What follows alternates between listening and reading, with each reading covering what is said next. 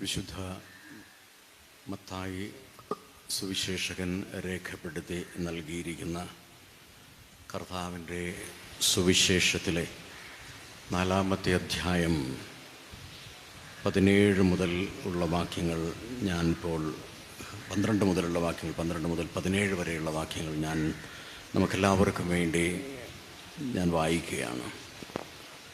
യോഹന്നാൻ ബന്ധനസ്ഥനായെന്ന് കേട്ടപ്പോൾ യേശു ഗലീലയിലേക്ക് പിൻവാങ്ങി. അവൻ നസറത്ത് വിട്ട് സെബുലൂണിൻ്റെയും നഫ്താലിയുടെയും അതിർത്തിയിൽ സമുദ്രതീരത്തുള്ള കഫർനാമിൽ ചെന്ന് പാർത്തു. ഇത് യെശയ്യാ പ്രവാചകൻ വഴി അരുളി ചെയ്യപ്പെട്ടത് നിവൃത്തിയാകാൻ വേണ്ടിയാണ്. സമുദ്രത്തിലേക്കുള്ള വഴിയിൽ ജോർദാൻ്റെ മറുകരയിൽ സെബുലൂൺ നഫ്താലി പ്രദേശങ്ങൾ, വിജാതീയരുടെ ഗലീലി, അന്ധകാരത്തിൽ സ്ഥിതി ചെയ്യുന്ന ജനങ്ങൾ വലിയ പ്രകാശം കണ്ടു. മരണത്തിൻ്റെ മേഖലയിലും നിഴലിലും വസിക്കുന്നവർക്കായി ഒരു ദീപ്തി ഉദയം ചെയ്തു. അപ്പോൾ മുതൽ യേശു പ്രസംഗിക്കാൻ തുടങ്ങി, മനസാന്തരപ്പെടുവിൻ, സ്വർഗരാജ്യം സമീപിച്ചിരിക്കുന്നു. കർത്താവ് തൻ്റെ തിരുവധരങ്ങൾ തുറന്ന് ലോകത്തോട് അന്ധകാരം നീക്കുന്ന പ്രകാശമായി അവിടുന്നാകുന്ന സുവിശേഷം നൽകുന്നത് ഇങ്ങനെ പറഞ്ഞുകൊണ്ടാണ്, മനസാന്തരപ്പെടുവിൻ, സ്വർഗരാജ്യം സമീപിച്ചിരിക്കുന്നു.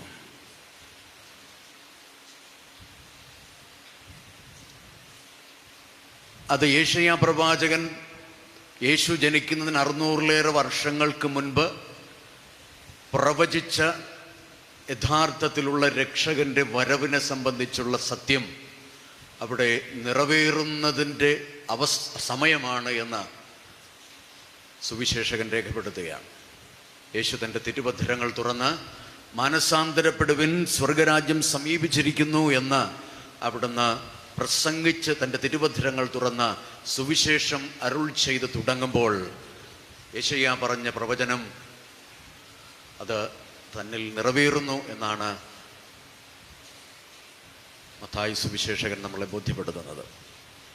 എന്താണ് ഈ യെശയ്യാ പ്രവാചകന്റെ പുസ്തകത്തിൽ പറഞ്ഞിരിക്കുന്നത്? 9-ാമത്തെ അധ്യായത്തിലാണ്, 1-2 വാക്യങ്ങളിൽ വരാനിരിക്കുന്ന രക്ഷകനെ സംബന്ധിച്ച് അതിൽ പറയുന്നത് ഭൂപ്രകൃതി തന്നെ ഇങ്ങനെ വിവരിച്ചുകൊണ്ടാണ്.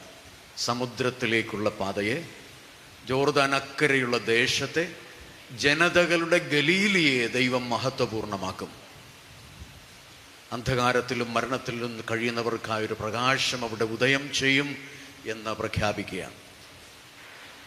പാപത്തിൻ്റെ അന്ധകാരം, മരണത്തിൻ്റെ അന്ധകാരം, രോഗത്തിൻ്റെ അന്ധകാരം, ഏകാന്തതയുടെയും ഒറ്റപ്പെടലിൻ്റെയും നീതി നിഷേധത്തിൻ്റെയും ഒക്കെ അന്ധകാരത്തെ തുടച്ചു നീക്കുന്ന യഥാർത്ഥത്തിലുള്ള പ്രകാശം ഉദയം ചെയ്യാൻ പോകുന്നത് എവിടെയാണെന്ന് അവിടെ അന്നേ പറഞ്ഞിരിക്കുകയാണ്. സമുദ്രത്തിലേക്കുള്ള പാതയെ, ജോർദാൻ അക്കരെയുള്ള ദേശത്തെ, ജനതകളുടെ ഗലീലി. ജനതകളുടെ ഗലീലി എന്ന് പറഞ്ഞാൽ കഫർനാം, ജനതകളുടെ ഗലീലി അവിടുന്ന് മഹത്വപൂർണ്ണമാക്കും. കർത്താവ് കഫർനാമിൽ ചെന്ന് താമസിച്ചു എന്നാണ് നമ്മൾ മത്തായിയുടെ സുവിശേഷത്തിൽ വായിക്കുന്നത്.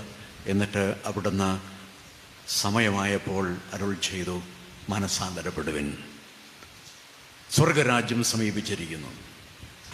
അങ്ങനെ ലോകത്തിൻ്റെ പ്രകാശമായി ഉദയം ചെയ്ത യഥാർത്ഥത്തിലുള്ള സുവിശേഷമാകുന്ന ക്രിസ്തു തൻ്റെ തിരുവധരങ്ങൾ തുറന്ന് ഈ പ്രകാശത്തിലേക്ക് വരാൻ നമ്മളെ വിളിക്കുന്നത്, അതിന് തടസ്സമായി നിൽക്കുന്ന പാപത്തിൻ്റെ അന്ധകാരം നീക്കാൻ മനസാന്തരപ്പെടണം എന്ന് തന്നെയാണ് കർത്താവ് നമ്മളെ നമ്മളോട് ആഹ്വാനം ചെയ്യുന്നത്. യെശയ്യാ പ്രവാചകന്റെ പുസ്തകത്തിൽ 62-ാമത്തെ അധ്യായത്തിൽ വരാനിരിക്കുന്ന രക്ഷകനെ സംബന്ധിച്ച് മറ്റൊരടയാളം യെശയ്യാ നമുക്ക് നൽകുന്നുണ്ട്. അത് ലോകത്തിലേക്ക് മണവാളനായിട്ട് വരുന്നു എന്നാണ് പറയുന്നത്.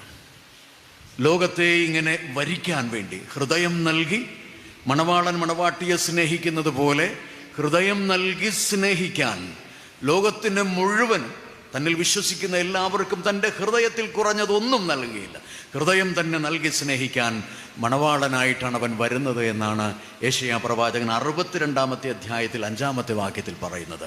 അതിലേക്ക് വരുന്നതിന് മുമ്പ് 1-ാമത്തെ വാക്യമുണ്ട്. 62:1, 1ഉം 2ഉം വാക്യങ്ങളിൽ പ്രത്യേകമായി പറയുന്ന ഒരു കാര്യമുണ്ട്. എന്താണെന്നറിയാമോ? സിയോന്റെ ന്യായം പ്രഭാതം പോലെയും ജെറൂസലേമിന്റെ രക്ഷ ജ്വലിക്കുന്ന പന്തം പോലെയും പ്രകാശിക്കുന്നത് വരെ അവളെ പ്രതി ഞാൻ നിഷ്ക്രിയനോ നിശബ്ദനോ ആയിരിക്കുകയില്ല എന്ന്. തിരഞ്ഞെടുക്കപ്പെട്ട ജനത്തിൻ്റെ പ്രതീകമാണ് സിയോനും ജെറൂസലേമും.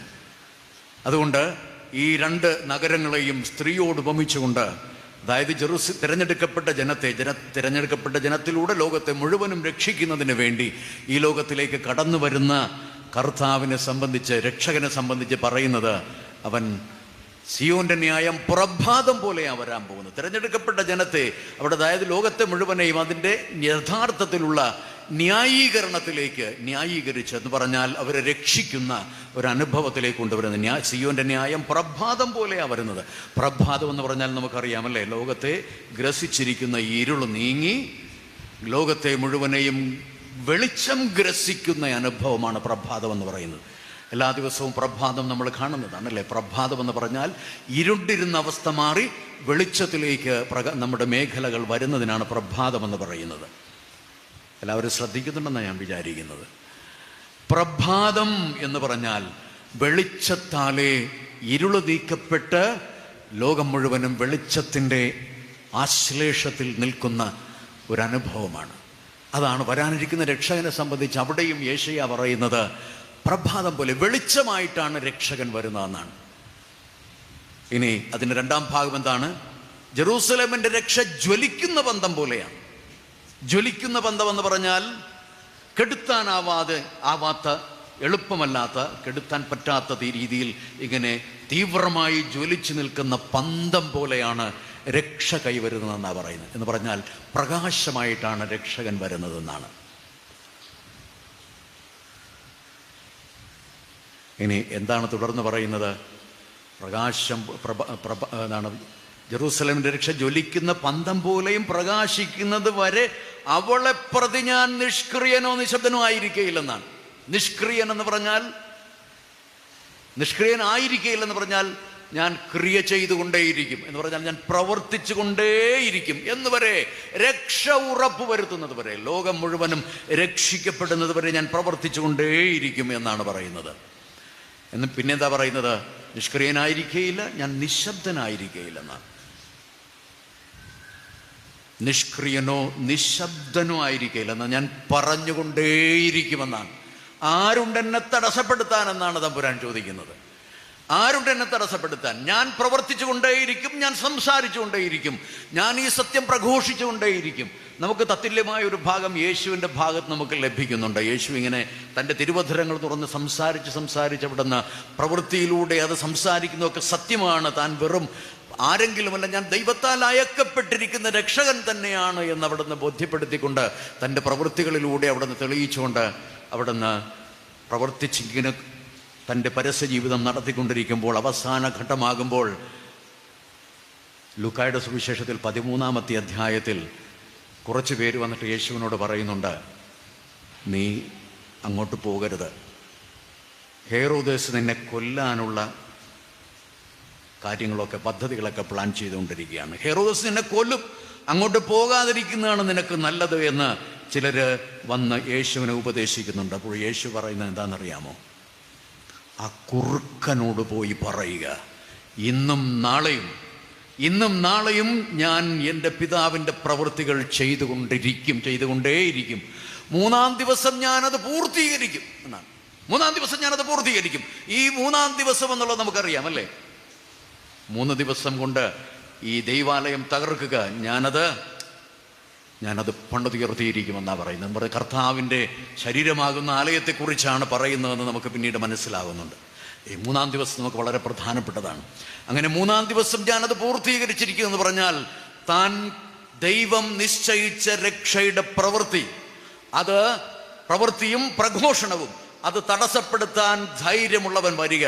അത് ഹേറോദേസല്ല ആര് വന്നാലും ഞാനത് പൂർത്തീകരിച്ചിരിക്കും എന്നെ ഭയപ്പെടുത്താൻ ആരും ഇല്ല, ആർക്കുമാവില്ല എന്നാണ്, എന്നെ പിന്തിരിപ്പിക്കാൻ ആർക്കുമാവില്ല എന്നാണ് ദൈവത്തിൻ്റെ നിശ്ചയം അറിയിക്കുകയാണ്.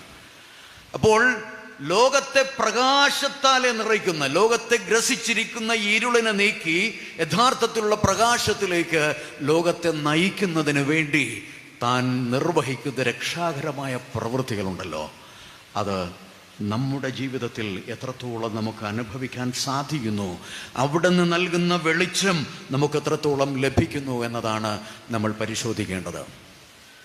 അവിടുന്ന് പ്രകാശം നൽകുന്നവനാണ്, ഇരുളിനെ നീക്കി പ്രകാശം നൽകുന്നവനാണെന്ന് പറയുമ്പോൾ എന്താണ് അതിൻ്റെ അർത്ഥം?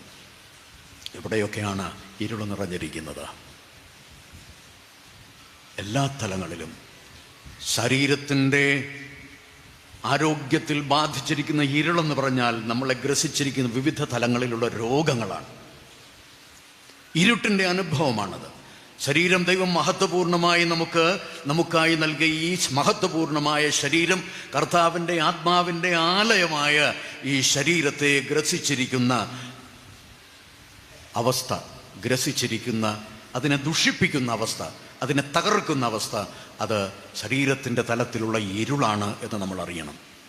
പിന്നെ മനസ്സിൻ്റെ തലത്തിൽ, നമുക്ക് മനസ്സിൻ്റെ തലത്തിൽ നമ്മളെ ഗ്രസിച്ചിരിക്കുന്ന, മനസ്സിനെ മുറിപ്പെടുത്തുന്ന അനുഭവങ്ങൾ, മനസ്സിനെ ശിഥിലീകരിക്കുന്ന അനുഭവങ്ങൾ, ചിന്താശേഷിയെ തകർക്കുന്ന അനുഭവങ്ങൾ, ഇതൊക്കെ മനുഷ്യകുലത്തെ ബാധിച്ചിരിക്കുന്ന ഇരുളാണ് എന്ന് നമ്മൾ അറിയണം. പിന്നെ മനുഷ്യൻ്റെ ആത്മാവിൻ്റെ തലത്തെ ബാധിച്ചിരിക്കുന്ന പാപത്തിൻ്റെ അവസ്ഥ, മനുഷ്യനെ ബാധിച്ചിരിക്കുന്ന ഗൗരവമേറിയ ഇരുളാണ്. അത് മനുഷ്യൻ്റെ മനസ്സിനെയും, ആത്മാവിനെ ബാധിക്കുന്ന ഇരുൾ മനുഷ്യൻ്റെ മനസ്സിനെയും ശരീരത്തിൻ്റെ, മനുഷ്യനെ ഏതൊക്കെ തലങ്ങൾ നമുക്ക് വിഭാവന ചെയ്യാൻ പറ്റുമോ ആ തലങ്ങളിലൊക്കെയും ഇരുൾ നിറയ്ക്കുന്ന ഒരു വലിയ തീവ്രമായ ഇരുളാണ്, അല്ലെങ്കിൽ അടിസ്ഥാനപരമായ മനുഷ്യനെ ബാധിക്കുന്ന ഇരുളിൻ്റെ അനുഭവമാണ്. അതാണ് ആത്മാവിനെ ബാധിക്കുന്ന ഇരുളെന്ന് പറയുന്നത്, പാപത്തിൻ്റെ അവസ്ഥ. ഈ തലങ്ങളിലൊക്കെയും മനുഷ്യനെ ബാധിക്കുന്ന ഇരുളിനെ നീക്കാൻ പ്രാപ്തിയുള്ളവനാണ് ദൈവം എന്ന് നമ്മൾ അറിയുന്നു. സ്നാപകയോഹന്നാൻ തൻ്റെ പദ്ധതി, തൻ്റെ പ്രവൃത്തികളൊക്കെ നിർവഹിച്ച് താൻ ആ അവസ്ഥകളിൽ നിന്ന് പിന്മാറുന്ന സമയത്താണ് യേശു ഇങ്ങനെ കഫർനാമിൽ വന്ന് പാർത്ത് അവിടെ തൻ്റെ തിരുവധരങ്ങൾ തുറന്ന് മാനസാന്തരപ്പെടുവിൻ, സ്വർഗരാജ്യം സമീപിച്ചിരിക്കുന്നു എന്ന് പ്രഖ്യാപിക്കുന്നത്. ഇനി ലൂക്കായുടെ സുവിശേഷത്തിൽ നമ്മൾ 7-ാമത്തെ അധ്യായത്തിൽ നമ്മൾ വായിക്കുന്നുണ്ട്, യോഹന്നാൻ്റെ ശിഷ്യന്മാരെ, യോഹന്നാൻ കാരാഗൃഹത്തിലായിരിക്കുമ്പോൾ യോഹന്നാൻ്റെ ശിഷ്യന്മാരെ പറഞ്ഞുവിട്ട് യേശുവിനെ സമീപിച്ച് ചില ചോദ്യങ്ങൾ ചോദിക്കുന്നുണ്ട്. നീ തന്നെയാണോ വരാനിരിക്കുന്നവനെന്ന്? പ്രവാചകന്മാരുടെ അധരങ്ങൾ വഴി അരുൾ ചെയ്ത ലോകത്തിൻ്റെ ഇരുൾ നീക്കുന്നവൻ നീയാണോ? ലോകത്തിന് പാപത്തിൻ്റെ മോചനം നൽകി ലോകത്തെ മുഴുവനെയും രക്ഷിക്കുന്നവൻ നീയാണോ? മണവാളനായിട്ട് ഈ ലോകത്തിലേക്ക് വരാൻ പോകുന്ന രക്ഷകൻ എന്ന് പറയുന്നവൻ നീയാണോ എന്ന് സ്നാപകയോഹന്നാൻ്റെ ശിഷ്യന്മാരെ വിട്ട് സ്നാപകയോഹന്നാൻ യേശുവിനോട് ചോദിക്കുന്നുണ്ട്. അപ്പോൾ യേശു പറയുന്നത് എന്താണെന്നറിയാമോ? നിങ്ങൾ കാണുന്നതും കേൾക്കുന്നതും പോയി യോഹന്നാനെ അറിയിക്കുക. നിങ്ങൾ കാണുന്നത് എന്താണ്, നിങ്ങൾ കേൾക്കുന്നത് എന്താണ്, അത് പോയി യോഹന്നാനെ അറിയിക്കുക എന്ന് പറഞ്ഞാൽ, ഞാൻ ചെയ്യുന്ന പ്രവൃത്തികളാണ് നിങ്ങൾ കാണുന്നത്, ഞാൻ പഠിപ്പിക്കുന്ന സത്യങ്ങളാണ് നിങ്ങൾ കേൾക്കുന്നത്. യെശയ്യാ പ്രവാചകൻ പറഞ്ഞത് എന്താണ്? സിയോന്റെ ന്യായം പ്രഭാതം പോലെയും ജെറുസലേമിന്റെ രക്ഷ ജ്വലിക്കുന്ന പന്തം പോലെയും പ്രകാശിക്കുന്നത് വരെ അവളെ പ്രതി ഞാൻ നിഷ്ക്രിയനോ നിശബ്ദനോ ആയിരിക്കുകയില്ല. ഞാൻ പ്രവർത്തിച്ചുകൊണ്ടിരിക്കും, ഞാൻ പ്രഘോഷിച്ചുകൊണ്ടിരിക്കും. ഇപ്പോൾ യേശു സ്നാപകയോഹന്നാന്റെ ശിഷ്യന്മാരോട് പറയുകയാണ്, ഞാൻ പ്രവർത്തിച്ചുകൊണ്ടിരിക്കുന്നത് എന്താണെന്ന് നിങ്ങൾ പോയി പറയുക, ഞാൻ പ്രഘോഷിച്ചുകൊണ്ടിരിക്കുന്നത് എന്താണെന്ന് പോയി പറയുക. ലൂക്കായുടെ സുവിശേഷത്തിൽ 13-ാമത്തെ അധ്യായത്തിൽ ഞാൻ നേരത്തെ സൂചിപ്പിച്ചു, യേശു എന്താണ്, ഇന്നും നാളെയും ഞാൻ പഠിപ്പിക്കേണ്ടതും ഞാൻ പ്രവർത്തിക്കേണ്ടതും ചെയ്തുകൊണ്ടിരിക്കും, 3-ാം ദിവസം ഞാനത് പൂർത്തീകരിച്ചിരിക്കും. എന്താണ് യേശു ചെയ്ത പ്രവൃത്തി? എന്താണ് യേശുവിൻ്റെ പ്രഘോഷണം? അതാണ് നമ്മൾ തിരിച്ചറിയേണ്ടുന്നത്. യേശു പ്രവർത്തിച്ചത് എന്താണ്? അവിടുന്ന് എല്ലാ സുവിശേഷങ്ങളിലും നമുക്ക് നിരവധിയായിട്ടുള്ള അവിടുത്തെ പ്രവൃത്തികൾ രേഖപ്പെടുത്തിയിട്ടുണ്ട്.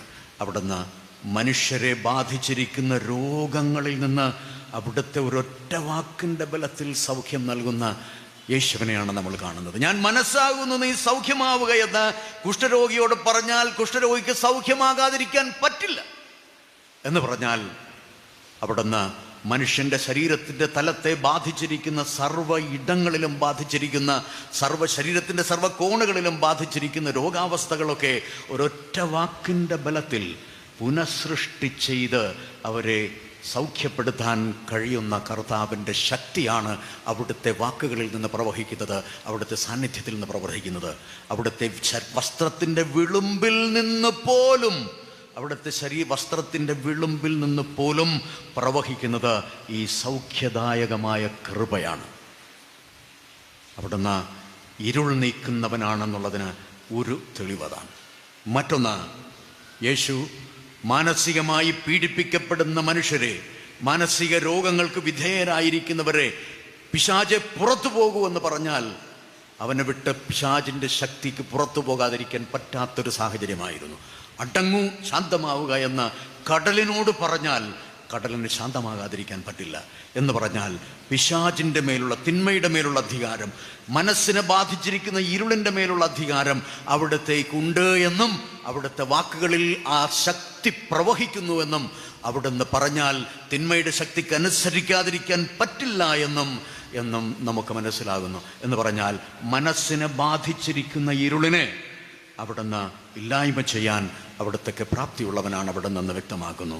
പിന്നെ ഞാൻ പറഞ്ഞു, പ്രകൃതിയുടെ മേലുള്ള അധികാരം അവിടത്തേക്ക് നൽകപ്പെട്ടിരിക്കുന്നതാണ്, അവിടത്തേക്കുണ്ട്.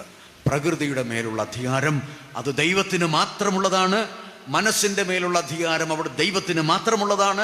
പാപത്തിൻ്റെ മേലുള്ള അധികാരം ദൈവത്തിന് മാത്രമുള്ളതാണ്. പിശാചിൻ്റെ മേലുള്ള അധികാരം ദൈവത്തിന് മാത്രമുള്ളതാണ്.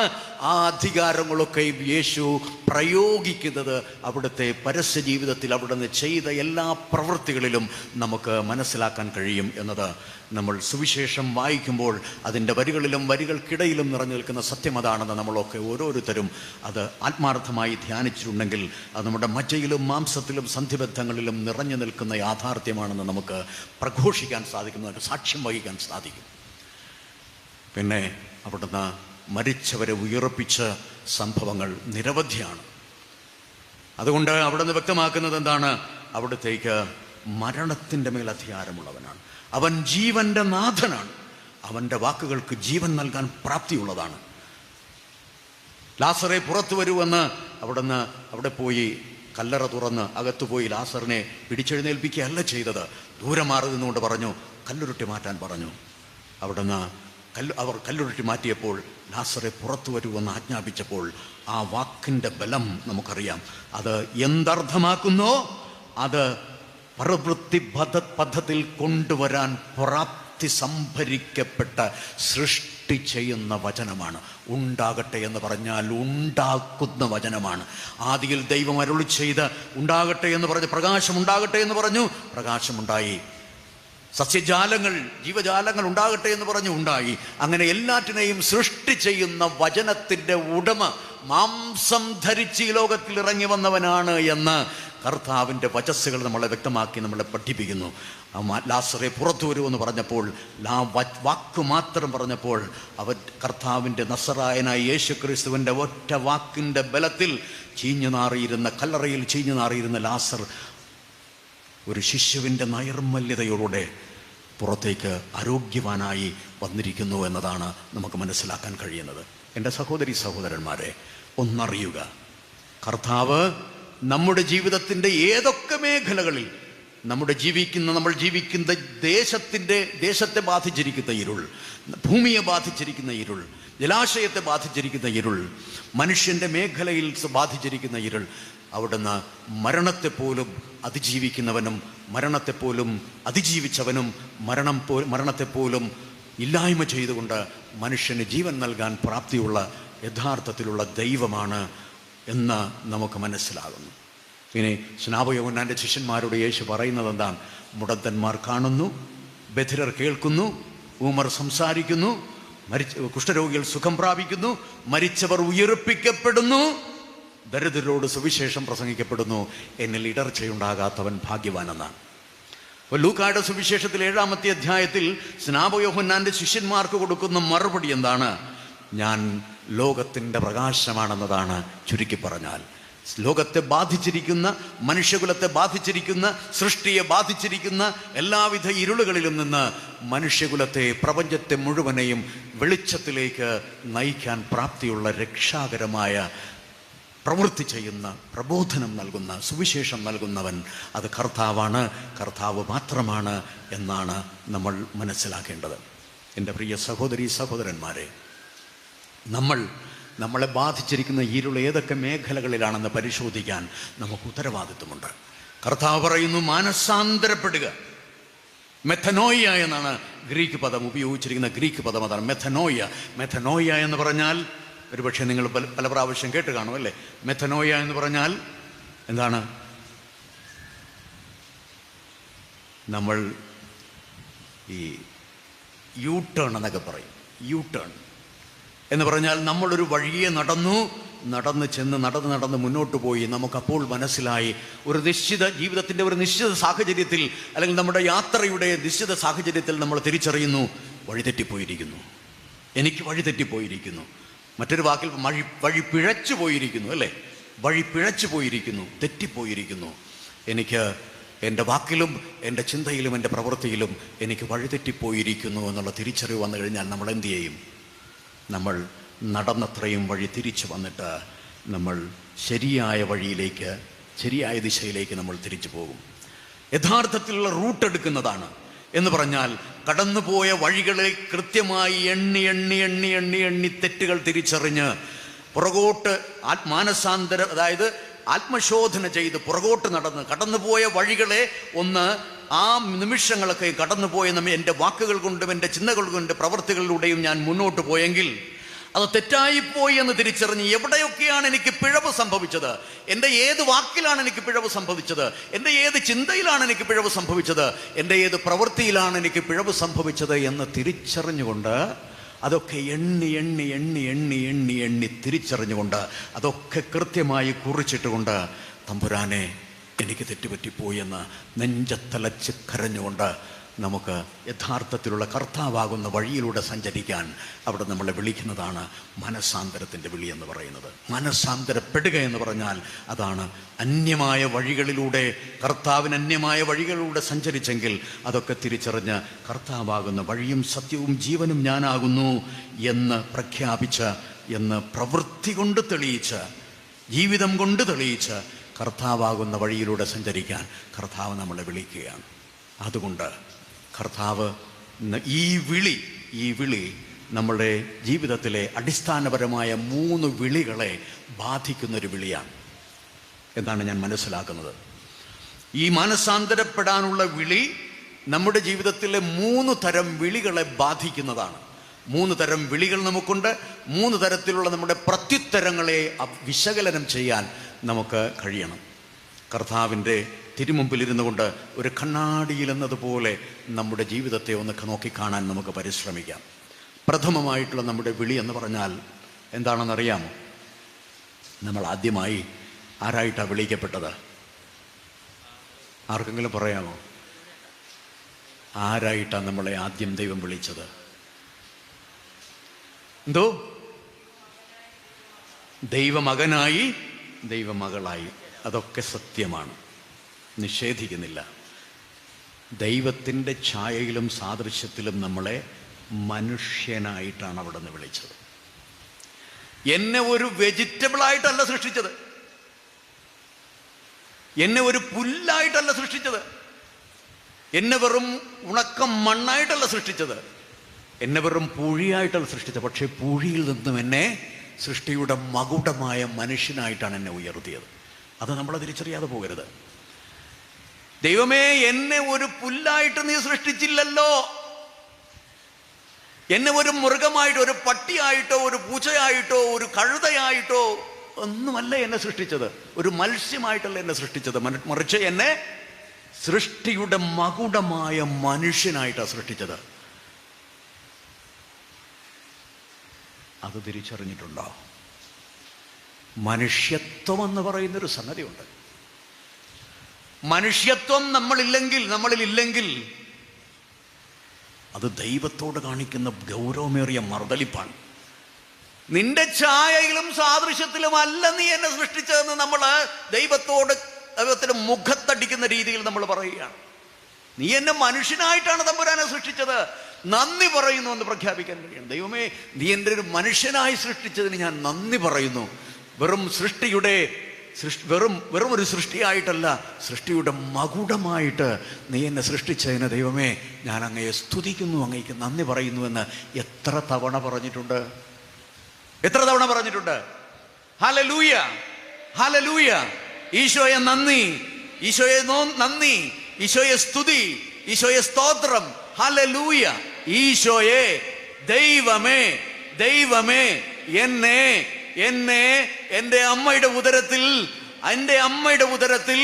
അമ്മ പോലും അറിയാതെ നിശബ്ദതയിൽ എന്നെ അങ്ങ് മനുഷ്യനായി രൂപപ്പെടുത്തിയതിനെ ഓർത്ത് ഞാൻ അങ്ങയെ സ്തുതിക്കുന്നു കർത്താവേ, ഞാൻ അങ്ങയ്ക്ക് നന്ദി പറയുന്നു കർത്താവേ.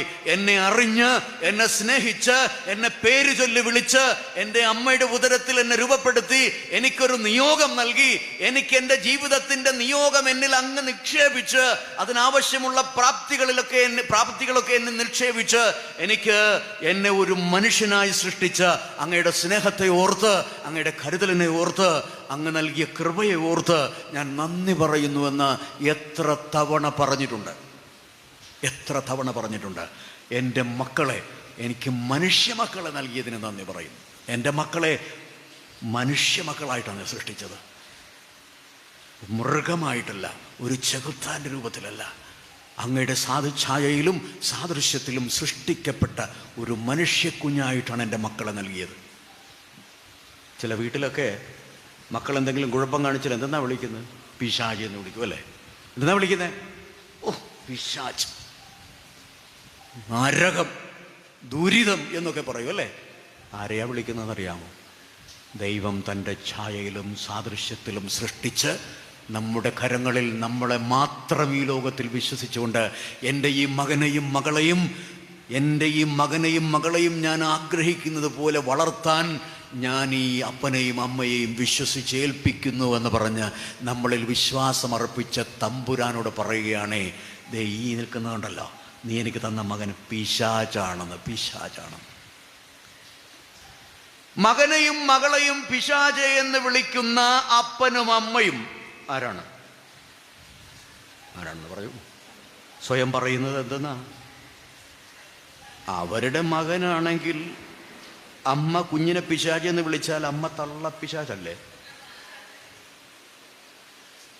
എൻ്റെ മകനെയോ എൻ്റെ മകളെയോ ഞാൻ പിശാച് എന്ന് വിളിച്ചാൽ വിളിക്കുന്നവൻ ആരാ?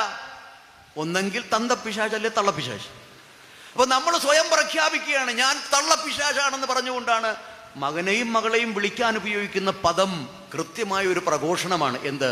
ഞാൻ തള്ള പിശാചാണ്, അല്ലെ തന്ത പിശാചാണെന്ന് പറയുകയാണ്. നമ്മൾ നിസ്സാരമായിട്ട് ഇതിനെ കാണരുത്, ഗൗരവമേറിയ പാപമാണ്. എൻ്റെ മകനെയും എൻ്റെ മകളെയും എന്നെയും അവിടുന്ന് തൻ്റെ ഛായയിലും സാദൃശ്യത്തിലും സൃഷ്ടിച്ച് എന്നെ മനുഷ്യനായി, എൻ്റെ മക്കളെ മനുഷ്യനായി വിളിച്ച് ഈ ലോകത്തിലേക്ക് അയച്ചിരിക്കുകയാണ്. അത് അടിസ്ഥാനപരമായ നമ്മുടെ വിളിയാണ്. ഈ വിളിയെ ഓർത്ത് ദൈവത്തെ സ്തുതിക്കാൻ നമുക്ക് കഴിയുന്നില്ലെങ്കിൽ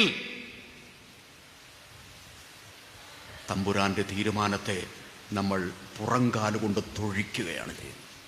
പച്ചയ്ക്ക് പറയാണ്, ദയവ് ചെയ്ത് അങ്ങനെയുള്ള പ്രയോഗങ്ങളും അങ്ങനെയുള്ള പെരുമാറ്റങ്ങളും നമ്മുടെ ജീവിതത്തിൽ ഉണ്ടെങ്കിൽ അതൊക്കെ മാറ്റിവെക്കാൻ, അതൊക്കെ ഉപേക്ഷിക്കാൻ, മാറ്റിവെച്ചിട്ട് പിന്നീട് എടുക്കാൻ വേണ്ടിയല്ല, അതൊക്കെ ഉപേക്ഷിക്കാൻ, എന്നേക്കുമായി ഉപേക്ഷിക്കാൻ കർത്താവ് വിളിക്കണം. നമ്മളുടെ ജീവിതത്തെ ബാധിച്ചിരിക്കുന്ന ഭയങ്കരമായ അടിസ്ഥാനപരമായ ഒരു ഇരുളാണത്.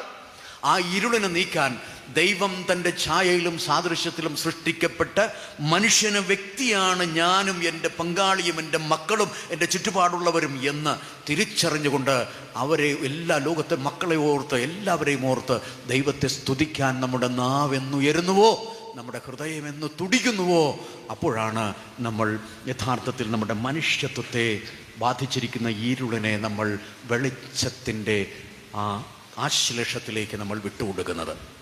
അപ്പോൾ മനുഷ്യനായിട്ടാണ് എന്നെ സൃഷ്ടിച്ചത്. ഇനി അത് വെറുതെ അങ്ങോട്ട് ഇങ്ങനെ പറഞ്ഞു പോയാൽ പോരാ. എന്നെ മനുഷ്യനായി സൃഷ്ടിച്ചിരിക്കുന്നു എന്ന് പറഞ്ഞാൽ ഞാനും മൃഗവും തമ്മിലുള്ള വ്യത്യാസം എന്താണെന്ന് ഞാനും നിങ്ങളും തിരിച്ചറിയുന്നില്ല എങ്കിൽ നമ്മളിപ്പോഴും മനുഷ്യൻ്റെ മഹത്വത്തെ അംഗീകരിച്ചിട്ടില്ല എന്നാണ്. ശ്രദ്ധിക്കുന്നുണ്ടോ? എല്ലാവരും ശ്രദ്ധിക്കുന്നുണ്ടോ? ശ്രദ്ധിക്കുന്നുണ്ടെങ്കിൽ ഒന്ന് കൈ ഉയർത്തി ഹല്ലേലൂയ, ഹല്ലേലൂയ. യേശുവേ സ്തോത്രം, യേശുവേ സ്തോത്രം. ഈശോയെ, ഈശോയെ, ഈശോയെ, ഞങ്ങളെ അങ്ങ് കടന്നു പിടിക്കണമേ.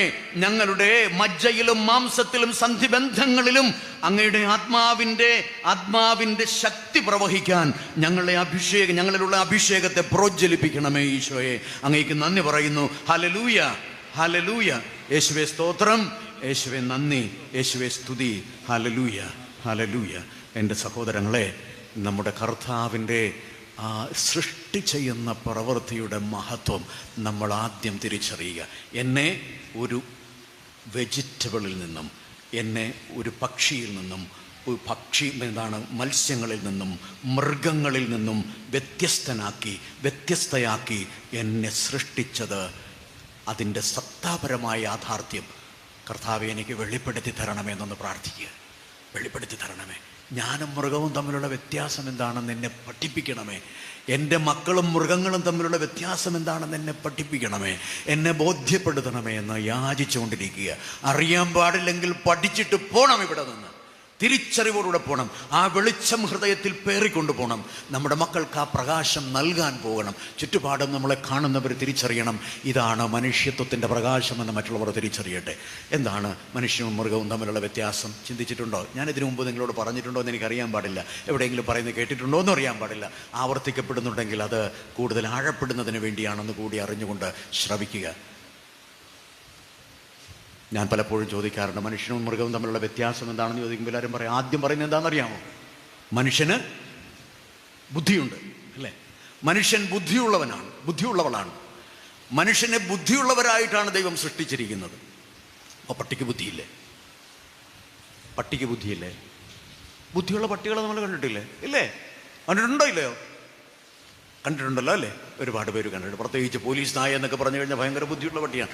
മനുഷ്യനെ ഇങ്ങനെ കാക്കുന്ന പട്ടികളുണ്ട്, അല്ലേ? അത് പട്ടികൾ ട്രെയിൻ ചെയ്യുന്നതാണ്.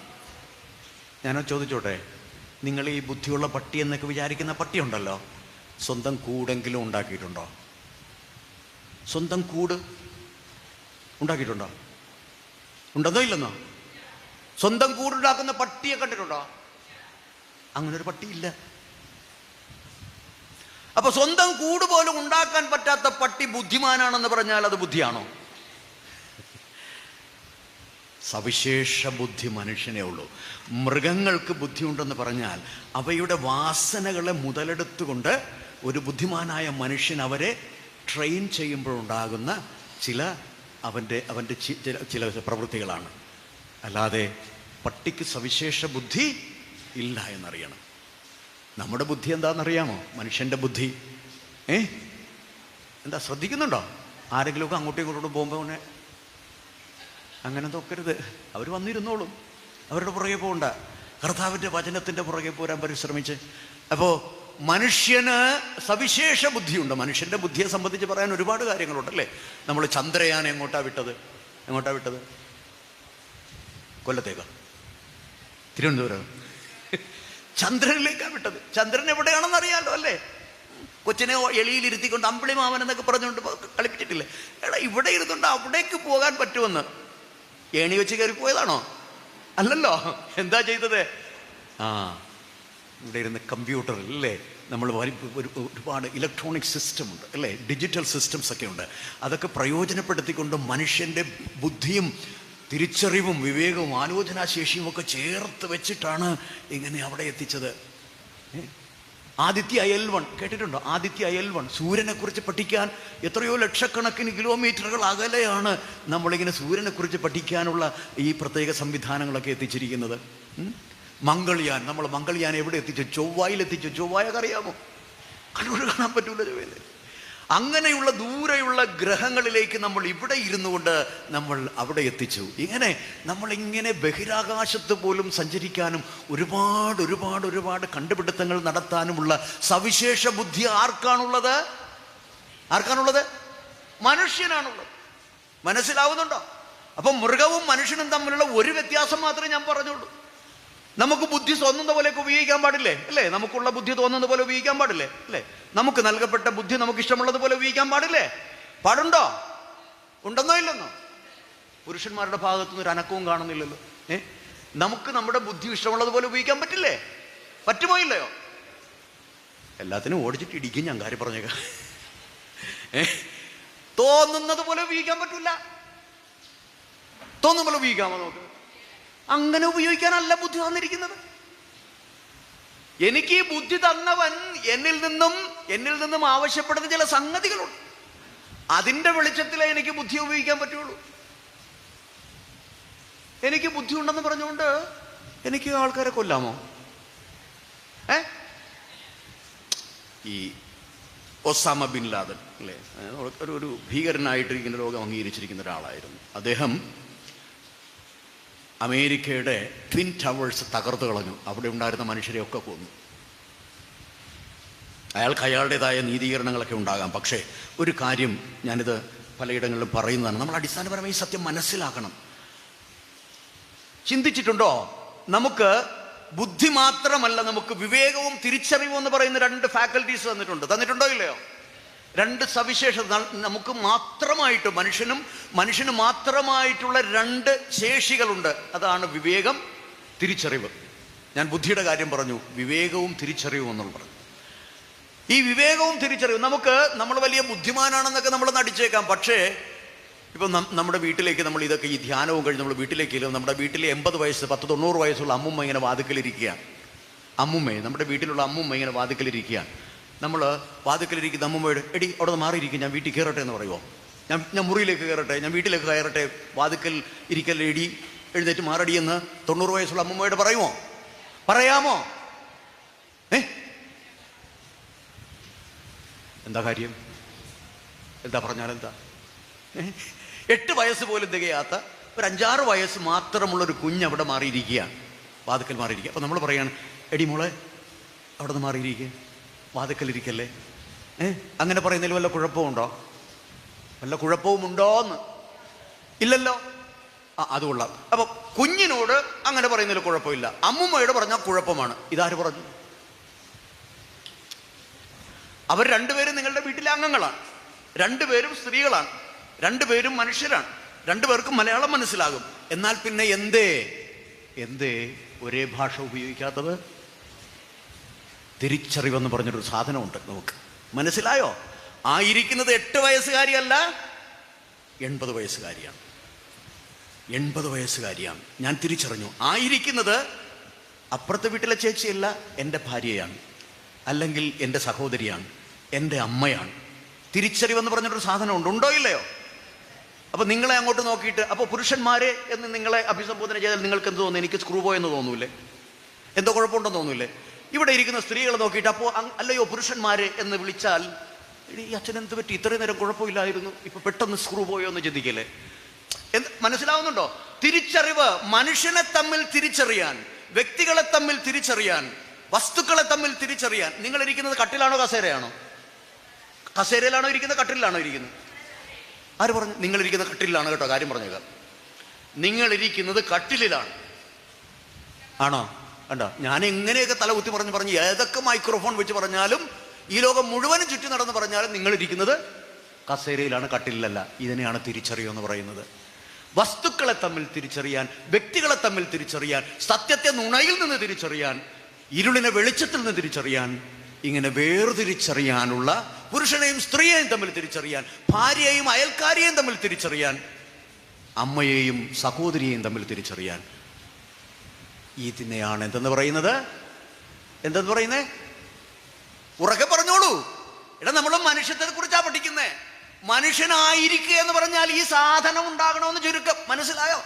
മനുഷ്യനാണെന്ന് അഭിമാനിക്കുന്ന ഏതൊരു വ്യക്തിക്കും അടിസ്ഥാനപരമായി ഉണ്ടായിരിക്കേണ്ട ഒന്നാണ്, ദൈവം തൻ്റെ ഛായയിലും സാദൃശ്യത്തിലും സൃഷ്ടിക്കുക വഴി നമുക്ക് നൽകിയിരിക്കുന്ന ഈ തിരിച്ചറിവിൻ്റെ വെളിച്ചം. വേണോ വേണ്ടയോ? അത് തന്നെ. അപ്പോൾ ഞാനൊരു ചെറിയൊരു തമാശ ഓർത്ത് പോയി. പറയുന്നതിൽ കുഴപ്പമുണ്ടോ? തമാശ കേൾക്കാൻ ഇഷ്ടമാണോ? ഞാനൊരു പള്ളിയിലിരുന്നപ്പോൾ ഒരു ദിവസം ഒരാൾ വന്ന്, നിങ്ങൾക്ക് ആർക്കും അറിയാൻ പാടില്ല ഏത് പള്ളിയാണ്, എവിടുത്തുകാരനാണെന്ന് അറിയാൻ പാടില്ല.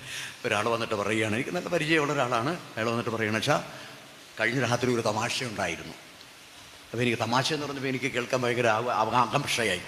എന്താണ് എന്ത് പറ്റി? അപ്പോഴാണ് പറഞ്ഞത്, ഒരാൾ വന്നിരുന്നു കഴിഞ്ഞ രാത്രി, ഞങ്ങൾ നല്ല ഉറക്കത്തിലാണ്. അപ്പോൾ ഇങ്ങനെ വാതിൽ കൊട്ടി. അപ്പോൾ വാതിൽ തുറന്നു. വാതിൽ തുറന്നപ്പോൾ പുള്ളി ഇങ്ങനെ മൂക്കറ്റം കുടിച്ചിങ്ങനെ ആട്ടി നിൽക്കുവാണ് ഇങ്ങനെ.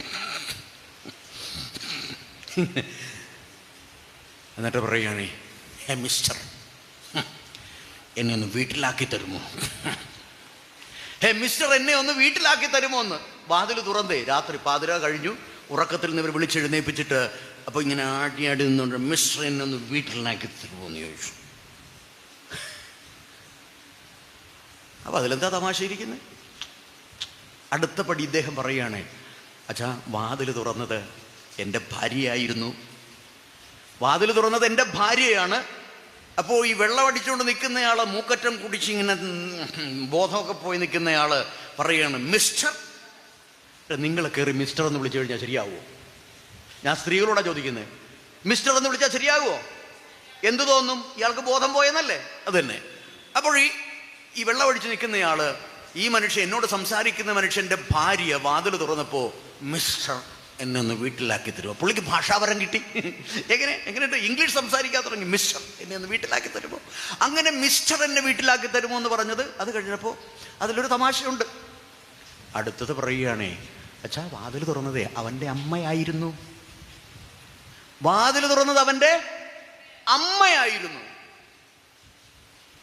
അവൻ്റെ അമ്മയെ കണ്ടപ്പോൾ അവന് കിടന്നിരുന്ന ഭാഷാപരം നിറക്കാനുള്ള സ്പിരിറ്റ് മുഴുവൻ, അവൻ്റെ ശരീരം മുഴുവൻ ഇങ്ങനെ മജ്ജയിലും മാംസത്തിലും സന്ധിബന്ധങ്ങളിലും സിരയിലൂടെയൊക്കെ ഒഴുകുന്നത് സ്പിരിറ്റാണ്. ഹോളി സ്പിരിറ്റ് അല്ല കേട്ടോ, പരിശുദ്ധാത്മാവല്ല കേട്ടോ, സ്പിരിറ്റ്, മദ്യം.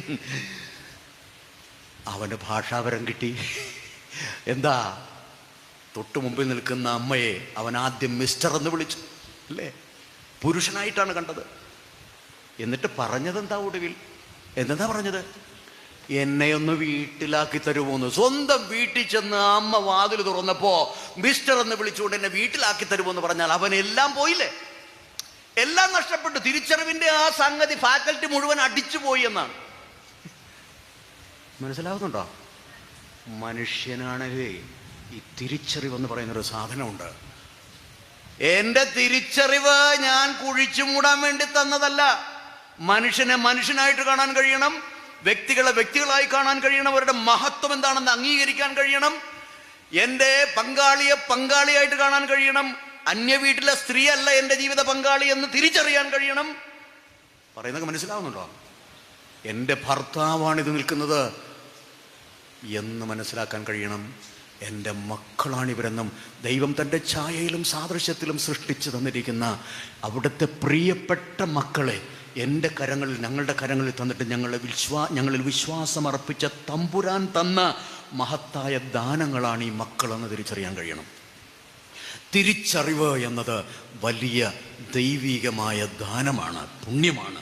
അത് ഗൗരവമേറിയ മനുഷ്യത്വത്തിൻ്റെ വ്യക്തിത്വത്തിലെ നിശ്ചയിക്കപ്പെട്ടിരിക്കുന്ന, എന്നേക്കുമായി ദൈവം തിരുമനസ്സായി നിശ്ചയിച്ചു വച്ചിരിക്കുന്ന മനുഷ്യ വ്യക്തിത്വത്തിൻ്റെ ഒരു തനിമയാർന്ന യാഥാർത്ഥ്യമാണ്, ഫാക്കൽറ്റിയാണ്, പവറാണ്. ബൗദ്ധിക ശേഷിയുണ്ട്. പിന്നെ എന്താ പറഞ്ഞത്? തിരിച്ചറിവ്. ഞാൻ എൻ്റെ വാതിക്കലിരിക്കുന്നത് 90 വയസ്സുകാരി അമ്മുമ്മയാണ്, 8 വയസ്സ് പോലും തികയാത്ത കുഞ്ഞല്ല എന്ന് ഞാൻ തിരിച്ചറിഞ്ഞു കഴിയുമ്പോൾ വിവേകമെന്ന് പറയുന്ന ഒരു സാധനം എന്നോട് പറഞ്ഞു തരും. എന്തെന്നാണെന്നറിയാമോ? നീ തിരിച്ചറിഞ്ഞ വ്യക്തിയോട് നിന്റെ വാക്കിലൂടെ, നിന്റെ ചിന്തയിലൂടെ, നിന്റെ പ്രവൃത്തിയിലൂടെ ബന്ധപ്പെടേണ്ടത് ഇന്ന ഇന്ന രീതികളിൽ ആയിരിക്കണം. അത്രയും മനസ്സിലായോ? ഇത് ചന്തയല്ല, ഇതൊരു ധ്യാന കേന്ദ്രമാണെന്നുള്ള തിരിച്ചറിവോടുകൂടെ ഇരുന്നാലേ, ഞാൻ പറയുന്ന പറ്റി പിടികിട്ടുന്നുണ്ടോ? തിരിച്ചറിവെന്നുള്ളൊരു സാധനം അത് നമ്മുടെ ജീവിതത്തിൽ നിന്ന് എടുത്തു മാറ്റാനുള്ളതല്ല. തിരിച്ചറിവോടുകൂടെ നമ്മൾ ഇരിക്കുമ്പോൾ ഇവിടെ ഇരിക്കേണ്ടത് വിവേകത്തോടുകൂടി ആയിരിക്കണമെന്ന് കൂടി നമുക്കൊരു ഓർമ്മപ്പെടുത്തലുണ്ട്. എന്താണ്? തിരിച്ചറിവും വിവേകവും രണ്ടും രണ്ട് പവറാണ്. പക്ഷേ അത് രണ്ടും ഒരുമിച്ച് സഞ്ചരിക്കുന്ന യാഥാർത്ഥ്യങ്ങളാണ്. അത് ഒരു നാണയത്തിൻ്റെ രണ്ട് വശം പോലെയാണ്. എൻ്റെ കയ്യിലുള്ളൊരു നാണയം എടുത്തിട്ട് ഒരു വശം എൻ്റെ കയ്യിൽ, മറുവശം നിങ്ങൾക്ക് തരാൻ പറ്റുമോ? നാണയം അതിന് രണ്ട് വശങ്ങളുള്ളതാണ്, രണ്ട് വശവും ഒരുമിച്ച് പോകുന്നതാണ്. ഏതാണ്ട് ഇതുപോലെ തിരിച്ചറിവും വിവേകവും ഒരുമിച്ച് സഞ്ചരിക്കുന്നതാണ്. ഞാൻ ആ വ്യക്തിയെ 90 വയസ്സുള്ള എൻ്റെ അമ്മുമ്മയാണ് അവിടെ ഇരിക്കുന്നതെന്ന് തിരിച്ചറിയുമ്പോൾ ഞാൻ അരമണിക്കൂർ കഴിഞ്ഞല്ല വിവേകത്തോടെ പെരുമാറുന്നത്, അതേ സമയം തന്നെ ഞാൻ പെരുമാറും. അമ്മൂമ്മയോടൊരു വാക്ക് ഉച്ചരിക്കുമ്പോൾ തന്നെ ആദരവോടുകൂടിയേ എൻ്റെ മധുരങ്ങളിൽ നിന്ന് വരികയുള്ളൂ. അങ്ങനെയല്ലേ? അങ്ങനെ ആയിരിക്കണ്ടേ? അത് എടി അവിടെ നിന്ന് മാറിയിരിക്കണമെന്ന് പറയണോ? പറയുന്നത് മനസ്സിലായോ? അപ്പോൾ നമ്മൾ ഇതൊക്കെ നമ്മുടെ മനുഷ്യത്വത്തിന്റെ ഭാഗമാണതൊക്കെ. എല്ലാ മനുഷ്യർക്കും നൽകപ്പെട്ടിരിക്കുന്നതാണത്. എന്നെ മനുഷ്യനായി സൃഷ്ടിച്ചിരിക്കുന്നു എന്നതുകൊണ്ട് ഞാൻ തിരിച്ചറിയേണ്ടുന്നത് ഇതാണ്: എനിക്ക് ബൗദ്ധിക സവിശേഷമായ ബുദ്ധിയുണ്ട്, എനിക്ക് വിവേകമുണ്ട്, എനിക്ക് തിരിച്ചറിവുണ്ട്. ദേ പിന്നെയും അങ്ങോട്ടും ഇങ്ങോട്ടും ഒക്കെ നോക്കുന്നുണ്ടല്ലോ. ശ്രദ്ധിച്ചിരിക്കുക.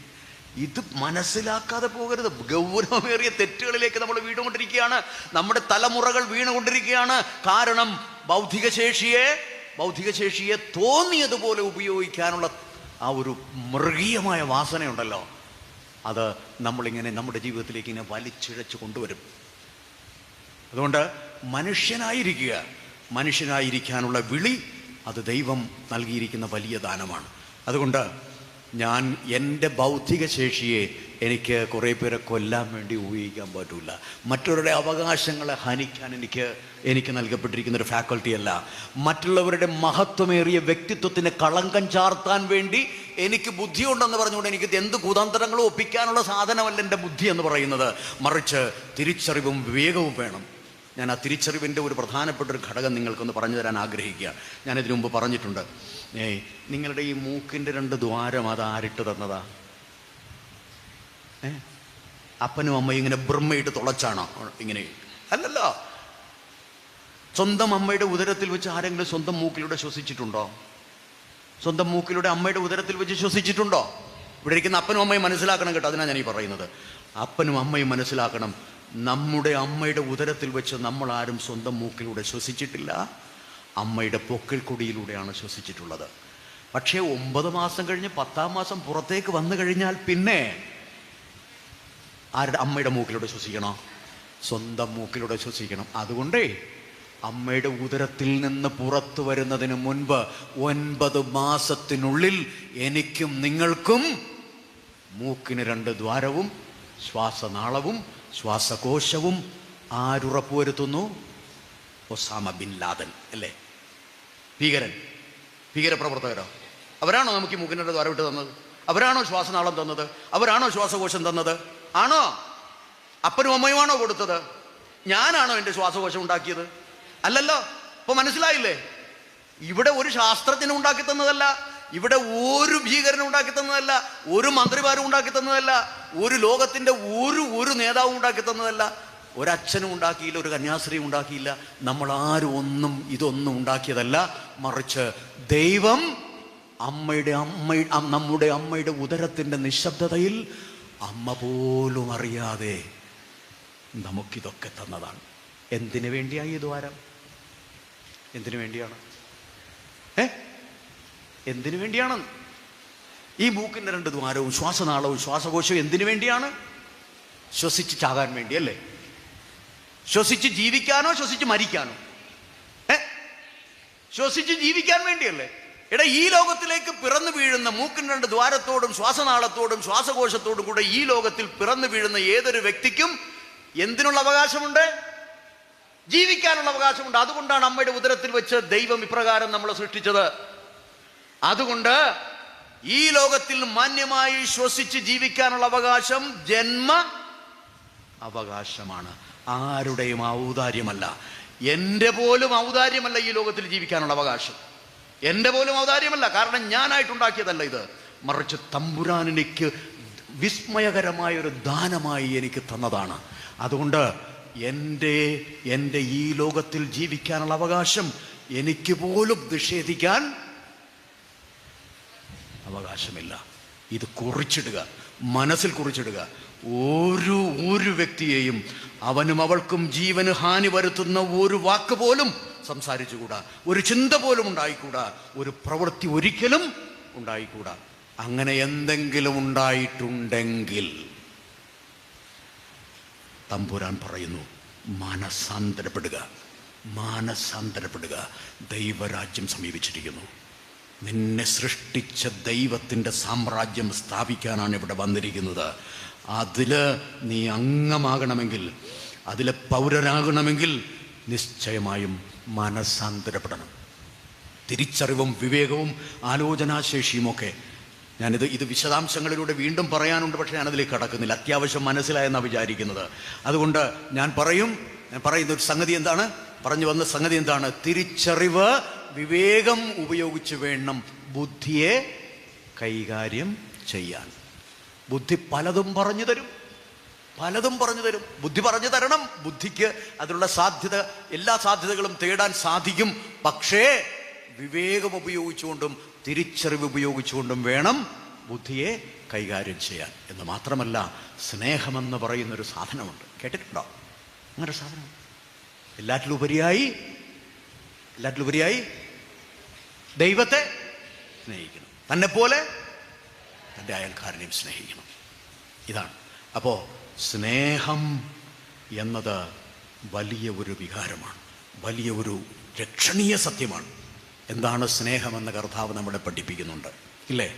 അപ്പോൾ ഞാൻ പറഞ്ഞു വന്നത്, ഇത്രയും നേരം പറഞ്ഞത് മനുഷ്യന് ആയിരിക്കാനുള്ള വിളിയെ സംബന്ധിച്ച് ചുരുക്കി ചില കാര്യങ്ങൾ, കുറച്ച് വിശദാംശങ്ങളുണ്ടായിരുന്നു, പക്ഷെ അത് ബോധ്യപ്പെടുത്താൻ വേണ്ടി പറഞ്ഞതാണ്.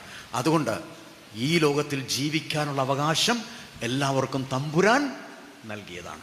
അതിൻ്റെ മേൽ കത്തിവയ്ക്കുന്ന പണിയുണ്ടല്ലോ, വാക്കുകൊണ്ടോ ചിന്ത കൊണ്ടോ പ്രവൃത്തി കൊണ്ടോ ഒരാളുടെ ജീവിതത്തിന് അവകാശങ്ങൾ അനുഭവിച്ച് ജീവിക്കാനുള്ള ആ യഥാർത്ഥത്തിൽ ദൈവം നൽകിയിരിക്കുന്ന ജന്മാവകാശത്തിന് വിരുദ്ധമായി ഒരു ചിന്തയും ഒരു വാക്കും ഒരു പ്രവൃത്തിയും എൻ്റെ ജീവിതത്തിൽ ഉണ്ടാകാൻ പാടില്ല എന്നത് നിശ്ചയമായും ഉറപ്പിക്കുക. അത് മനുഷ്യത്വത്തിലേക്കുള്ള എൻ്റെ അടിസ്ഥാനപരമായ യാഥാർത്ഥ്യമാണ്. അത് ഞാൻ സമ്മതിക്കണം. ആ വിളിയോട്, മനുഷ്യനായിരിക്കാനുള്ള എൻ്റെ വിളിയോട് പ്രത്യുത്തരിക്കുന്നത് ഈ രീതിയിലായിരിക്കണം. ഇനി അടുത്ത വിളി എന്ന് പറയുന്നത് മനുഷ്യത്വത്തിലേക്കുള്ള വിളിക്കപ്പുറം എന്താണ്? ഒരു ക്രൈസ്തവനായിരിക്കാനുള്ള വിളി. ഇനി ക്രൈസ്തവനായിരിക്കാനുള്ള വിളി ഒരുപക്ഷെ ജ്ഞാനസ്നാനത്തിലൂടെ അത് സ്വീകരിച്ച് ഒരുപക്ഷെ ക്രൈസ്തവനായി പ്രഖ്യാപിച്ചിട്ടില്ലായിരിക്കാം. പക്ഷേ ആഗ്രഹം കൊണ്ട് യഥാർത്ഥത്തിൽ ക്രിസ്തുവിനെ രക്ഷകനും നാഥനുമായി സ്വീകരിച്ചവരുണ്ടാവാം. ഞാൻ അതിനെക്കുറിച്ചാണ് അടിസ്ഥാനപരമായി സംസാരിക്കുന്നത്. എന്ന് പറഞ്ഞാൽ, വിശ്വാസത്തിലേക്ക്, ക്രിസ്തുവിനെ രക്ഷകനും നാഥനുമായി ജീവിതത്തിലേക്ക് സ്വീകരിച്ച വ്യക്തികളെ സംബന്ധിച്ച് എനിക്ക് പറയാനുള്ളത് എന്ന് പറഞ്ഞാൽ, നമ്മൾ ക്രിസ്തുവിൻ്റെ ആത്മാവിനാൽ നയിക്കപ്പെടുന്നൊരനുഭവത്തിലേക്ക് വരുന്നു. ഇവിടെയാണ് ഞാൻ സ്നേഹത്തെക്കുറിച്ച് സംസാരിക്കാൻ ആഗ്രഹിക്കുന്നത്. മത്തായിയുടെ സുവിശേഷത്തിൽ 4-ാമത്തെ അധ്യായത്തിൽ 17-ാമത്തെ വാക്യം വായിച്ചുകൊണ്ട്, 12 മുതൽ 17 വരെയുള്ള വാക്യങ്ങൾ വായിച്ചുകൊണ്ട് ഞാൻ തുടങ്ങിയത്. പ്രകാശത്തിലേക്ക് വിളിച്ച വിളി, അല്ലേ? അന്ധകാരത്തിൽ നിന്നും പ്രകാശത്തിലേക്കുള്ള വിളി, ഇരുളിൽ നിന്നും വെളിച്ചത്തിലേക്കുള്ള വിളി, പാപത്തിൽ നിന്നും വിശുദ്ധിയിലേക്കുള്ള വിളി, അനീതിയിൽ നിന്നും നീതിയിലേക്കുള്ള വിളി, രോഗാവസ്ഥയിൽ നിന്നും ആരോഗ്യത്തിലേക്കുള്ള വിളി, മനസ്സിൻ്റെ ചഞ്ചലാവസ്ഥയിൽ നിന്നും ദൃഢതയിലേക്കുള്ള വിളി. ഇത് കർത്താവ് നമ്മൾ നൽകുന്ന യഥാർത്ഥത്തിലുള്ള വിളിയാണ്. ഇനി ഈ ക്രിസ്തു നമ്മളെ പഠിപ്പിച്ചിരിക്കുന്നത് സ്നേഹിക്കാനാണ്, ആണല്ലോ. നിങ്ങൾ പരസ്പരം സ്നേഹിക്കുവിൻ. അതല്ലേ കർത്താവ് അന്ത്യ താഴവേളയിൽ അവിടുന്ന് അപ്പോസ്തലന്മാരെ പഠിപ്പിക്കുന്ന പ്രബോധനങ്ങളിൽ സുപ്രധാനമായ പ്രബോധനമാണ് നിങ്ങൾ പരസ്പരം, അങ്ങനെയല്ലേ പഠിപ്പിച്ചത്? ആണല്ലോ. അതെ, നിങ്ങൾ പരസ്പരം സ്നേഹിക്കുന്നുണ്ട്. സൗകര്യം നോക്കുമ്പോൾ പോലെ, എനിക്ക് സൗകര്യം നോക്കും പോലെ ഞാൻ സ്നേഹിക്കുന്നുണ്ട്. നിങ്ങൾ പരസ്പരം സ്നേഹിക്കാൻ പറഞ്ഞാൽ സ്നേഹിക്കുന്നുണ്ട്. എൻ്റെ സൗകര്യം പോലെ ഞാൻ സ്നേഹിക്കും. എന്താ, സ്നേഹിക്കാനല്ലേ പറഞ്ഞിട്ടുള്ളല്ലേ? അങ്ങനെയാണോ പഠിപ്പിച്ചത്? കർത്താവ് പരസ്പരം സ്നേഹിക്കാനല്ല പറഞ്ഞത്.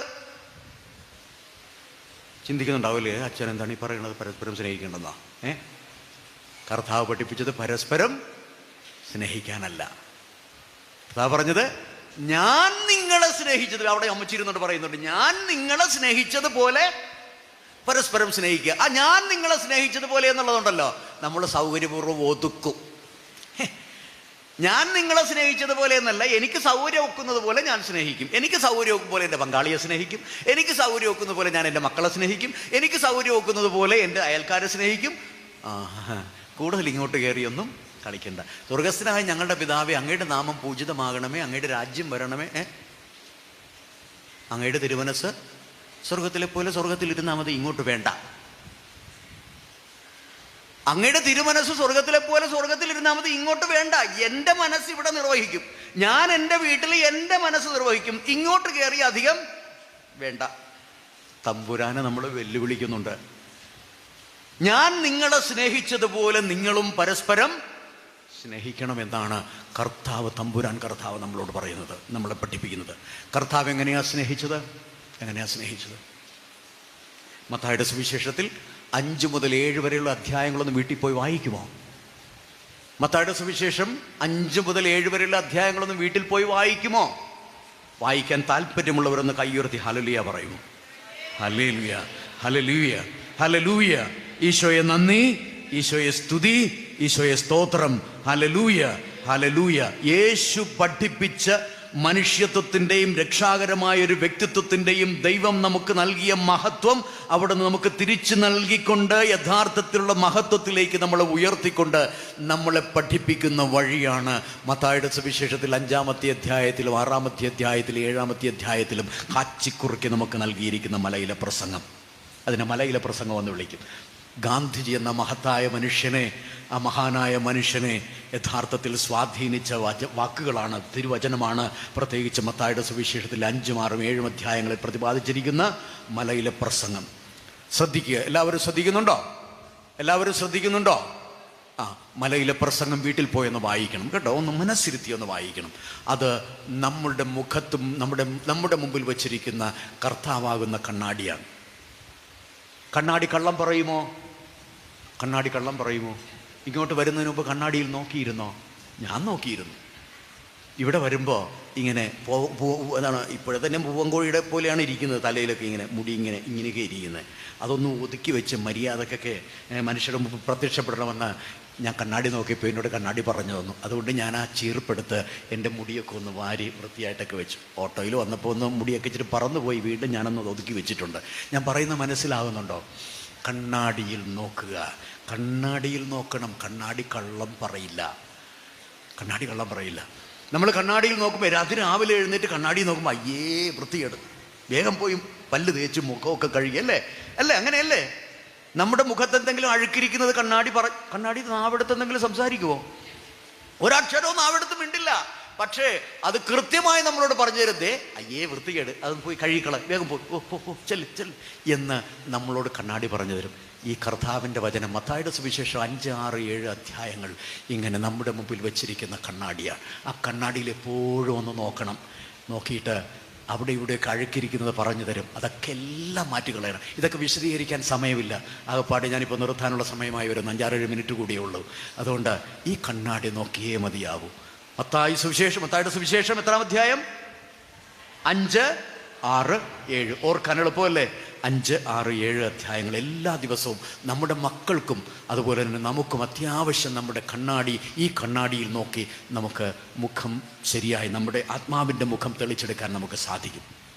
എൻ്റെ സഹോദരങ്ങളെ, മത്തായിയുടെ സുവിശേഷത്തിൽ 5-ാമത്തെ അധ്യായത്തിൽ ഏറ്റവും കൂടുതൽ എന്നെ സ്പർശിച്ചിട്ടുള്ളത് നമ്മുടെ കുടുംബങ്ങളെയൊക്കെ വല്ലാതെ ബാധിച്ചിരിക്കുന്നതുമായ വലിയ ദുരന്തങ്ങൾ നമുക്ക് നീക്കിക്കളയാൻ സാധിക്കും.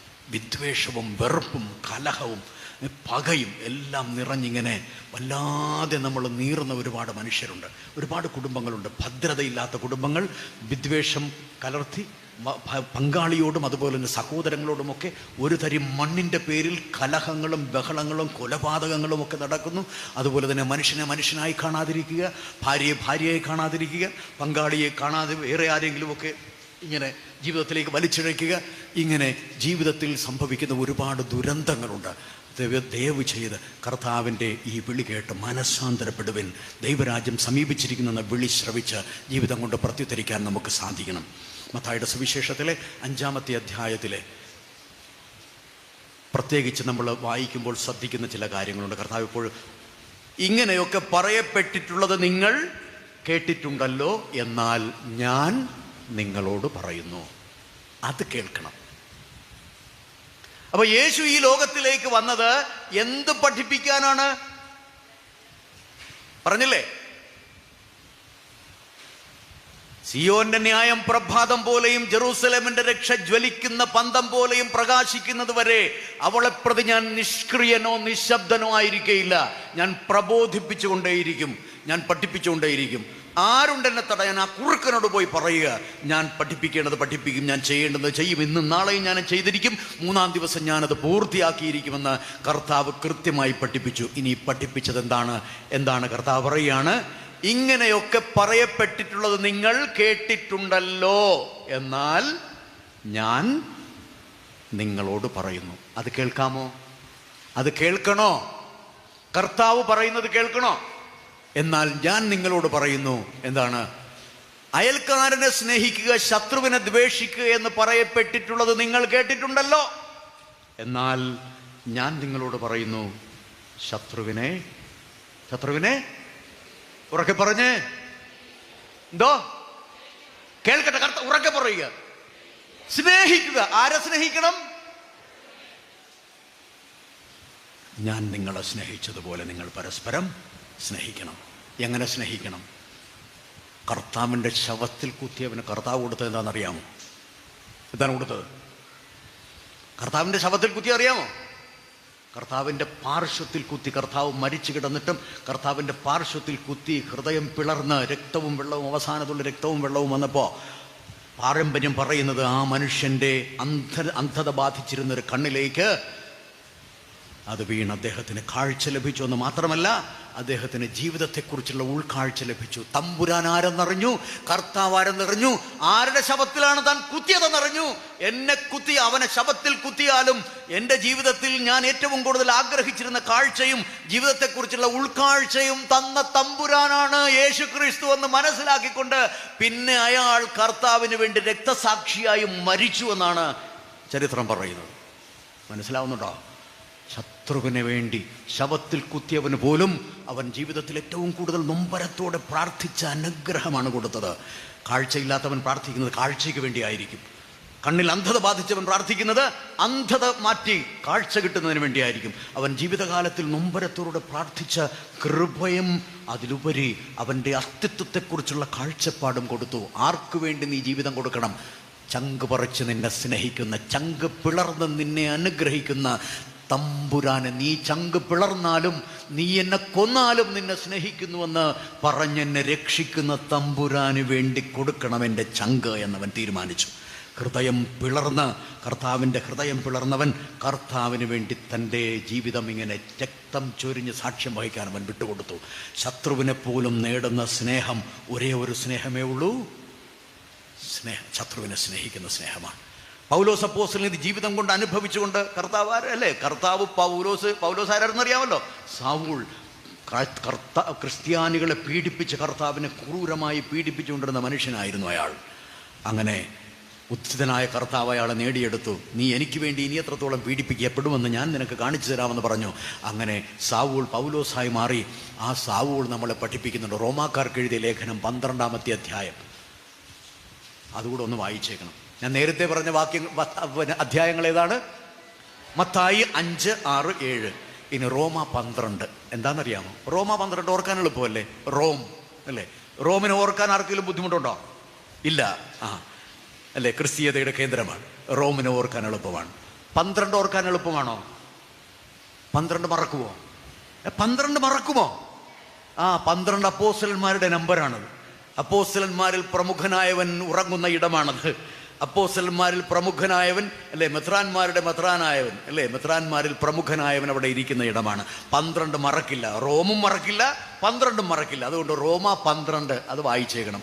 9 മുതലുള്ള വാക്യങ്ങളാണ്. അതിൽ പൗലോസ് പറയുന്നത്, നിന്റെ ശത്രുവിന് വിശക്കുമ്പോൾ ഭക്ഷിക്കാനും ദാഹിക്കുമ്പോൾ കുടിക്കാനും കൊടുക്കുക. എന്താ പറഞ്ഞത്? നിന്റെ ശത്രുവിന് വിശക്കുമ്പോൾ ഭക്ഷിക്കാനും ദാഹിക്കുമ്പോൾ എപ്പോൾ കൊടുക്കണമെന്നാണ്? വിശക്കുമ്പോഴാണ്. ശത്രു ഇങ്ങനെ ഓപ്പറേഷനും കഴിഞ്ഞ് ഒരു സാധനം പോലും കഴിക്കരുതെന്ന് ഡോക്ടർ നിർദ്ദേശിച്ചിരിക്കുന്ന സമയത്ത് ഓറഞ്ചും ആപ്പിളും ഒക്കെ കഴിക്ക്. അങ്ങനെ പറഞ്ഞു ചെല്ലാനല്ല. മനസ്സിലായോ? അവൻ കഴിക്കരുതെന്ന് പറയുന്ന സമയത്ത് കഴിപ്പിക്കാനല്ല, കൊല്ലാൻ വേണ്ടിയാണ് ആ പോക്ക്, അല്ലേ? അങ്ങനെയല്ല. മറിച്ച് വിശക്കുമ്പോൾ ഭക്ഷിക്കാൻ കൊടുക്കണം. വളരെ വ്യക്തമായിട്ട് മനസ്സിലാക്കണം. ഇതിന്റെ ശത്രുവിന് വിശക്കുമ്പോൾ ഭക്ഷിക്കാൻ കൊടുക്കണം, ദാഹിക്കുമ്പോൾ കുടിക്കാനും കൊടുക്കണം. അങ്ങനെ നീ അവന്റെ ശിരസിൽ അല്ലെങ്കിൽ അവരുടെ ശിരസിൽ തീക്കനലുകൾ കൂന കൂട്ടുവന്ന. എങ്ങനെയുണ്ട്? ശത്രു നിന്ന് കത്തുന്നത് കാണാൻ ഇഷ്ടമല്ലേ? അല്ലേ? അതെ. എന്ത് തീക്കനലാണെന്നറിയാമോ? അനുതാപത്തിന്റെ തീക്കനൽ. ശത്രു അനുതപിച്ച് സ്നേഹിതനാകാൻ, സുഹൃത്താകാൻ, അവൻ മനസാന്തരപ്പെട്ട് നിന്നെയും സ്നേഹിക്കാൻ, നിന്റെ സ്നേഹം തിരിച്ചറിഞ്ഞ് സ്നേഹിക്കാൻ, യഥാർത്ഥത്തിലുള്ള മനുഷ്യത്വത്തിലേക്ക് തിരിച്ചു വരാൻ അവൻ ഇടയാക്കുന്ന ഏക സ്നേഹം എന്താണെന്നറിയാമോ? അവനും അവൾക്കും വിശക്കുമ്പോൾ ഭക്ഷണം കൊടുക്കണം. എന്ന് പറഞ്ഞാൽ അവനും അവൾക്കും മറ്റൊരാളുടെ സഹായം ആവശ്യമുണ്ട് എന്ന് തോന്നുന്ന ഒരു ആവശ്യ നിമിഷത്തിൽ നീ അവൻ്റെ മുമ്പിൽ അവതരിക്കണം. നീ ചെന്ന് അവനെ സഹായിക്കണം. അവൻ്റെ മക്കളെ കെട്ടിക്കാൻ അവൻ കാശിങ്ങനെ തെണ്ടി നടക്കുന്ന സമയത്ത് നീ കൊണ്ടേ കൊടുക്കണം നിന്റെ അധ്വാന ഫലം. കൊണ്ടുപോയി കൊടുത്തിട്ട് പറയുക, മകനെ നിനക്കിരിക്കട്ടെ, നിന്റെ മകൾ കല്യാണം കഴിച്ചു പോകുന്നതിൽ സന്തോഷമേ ഉള്ളൂ, എനിക്ക് അത്. അപ്പോൾ ശത്രുതയെക്കുറിച്ച് ഒന്നും പറയണ്ട, നീ എന്നെ അത് ചെയ്തു ഇത് അതൊന്നും പറയണ്ട, നിനക്കിരിക്കട്ടെ എന്ന് പറഞ്ഞൊരു 100 രൂപയെങ്കിലും മിനിമം കൊടുക്കാനുള്ള ആത്മാർത്ഥത ഉണ്ടാകണം. ഒരു ചില്ലിക്കാശ് പോലും നിനക്ക് തരില്ല, നിന്റെ കൂതികാല് വെട്ടിയെടുക്കുമെന്ന് പറഞ്ഞവളോടും പറയേണ്ടത്, നിന്റെ മക്കളുടെ കല്യാണത്തിന് നിനക്ക് അനുഗ്രഹമാണ്, നിങ്ങൾക്ക് വേണ്ടി പ്രാർത്ഥിക്കുന്നുണ്ട്, ഇതെൻ്റെ എളിയ സംഭാവനയാണ്, പ്ലീസ് സ്വീകരിക്കണം. ശരി, എന്നെ നീ എന്ത് വേണമെങ്കിലും കരുതിക്കൊള്ളുക, ശത്രുവായിട്ട് വേണമെങ്കിലും കരുതിക്കൊള്ളുക, കുഴപ്പമൊന്നുമില്ല, പക്ഷേ നിൻ്റെ മകനും മകളും നന്മ വരട്ടെ എന്ന് പറഞ്ഞ് നമ്മുടെ അധ്വാനത്തിൻ്റെ ഫലം പങ്കുവയ്ക്കാൻ തയ്യാറാകുമ്പോഴാണ് കർത്താവ് പറയുകയാണ്, നിൻ്റെ ശത്രു നിനക്ക് മിത്രമായി വരും. ആവശ്യ നേരങ്ങളിൽ സഹായിക്കുക.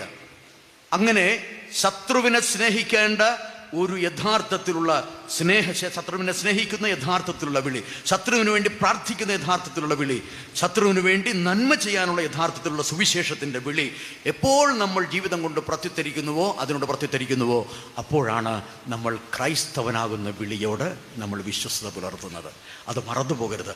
ആ വിളിയുടെ മേൽ മറ്റെല്ലാ വിശുദ്ധിയുടെ വിളികളും നമുക്ക് കെട്ടി ഉയർത്താൻ കർത്താവ് നമ്മളെ സഹായിക്കും. ഇനി 3ാമതൊരു വിളിയുണ്ട്, അതിനെക്കുറിച്ച് ഞാൻ അധികം പറയുന്നില്ല, മറ്റാരെങ്കിലും പറയുമായിരിക്കും. പങ്കാളിയാകാൻ, ജീവിതത്തിലെ ജീവിതാന്തസ്സിലേക്കുള്ളൊരു വിളിയാണ്. ഒന്നെങ്കിൽ സമർപ്പിതൻ അല്ലെങ്കിൽ സമർപ്പിത, അല്ലെങ്കിൽ ഒരു കുടുംബനാഥ, ഒരു ഭാര്യ അല്ലെങ്കിൽ ഭർത്താവ്. ആ ഒരു വിളി കർത്താവ് പറയുന്നു. അവിടുന്ന് മണവാളനായിക്കൊണ്ട് പറയുകയാണ്, ഞാൻ നിങ്ങളെ സ്നേഹിച്ചതുപോലെ നിങ്ങൾ പരസ്പരം സ്നേഹിക്കുക. കർത്താവാകുന്ന തമ്പുരാൻ മണവാളൻ തൻ്റെ ഹൃദയമാണ് ദിവ്യകാരുണ്യത്തിൽ നമുക്കെന്നും തരുന്നതെന്ന് ശാസ്ത്രം പോലും തെളിയിച്ചിട്ടുണ്ട്. ഏതാണ്ട് 153ഓളം ദിവ്യകാരുണ്യ അത്ഭുതങ്ങൾ പരിശോധിച്ചപ്പോൾ ശാസ്ത്രം പറയുന്നത് കർത്താവിൻ്റെ ഹൃദയമായിട്ടാണ് ദിവ്യകാരുണ്യം രൂപാന്തരപ്പെടുന്നതെന്നാണ്. അടയാളങ്ങളിലൊക്കെയും കർത്താവിൻ്റെ ഹൃദയമായിട്ടാണ്. അപ്പോൾ ഈശോ പറയുകയാണ്, സഭയാകുന്ന മണവാട്ടിക്ക്, വിശ്വാസിയാകുന്ന ഏതൊരു വ്യക്തിയും എൻ്റെ മണവാട്ടിയാണ്.